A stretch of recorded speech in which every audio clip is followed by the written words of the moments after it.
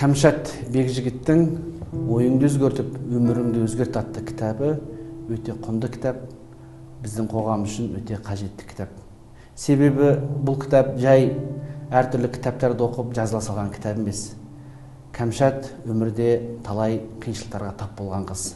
Небір өмірдің тауқыметін тартып, түңілген кездері аз болған емес.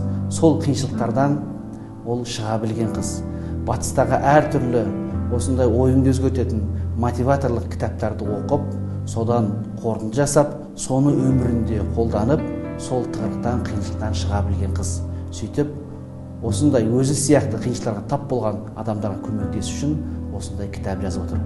Әсілінде адам болғаннан кейін өмірде проблема да болады, қиыншылық та болады, бірақ адам баласы сол қиыншылықтарды ізгілікке өзгерте алады.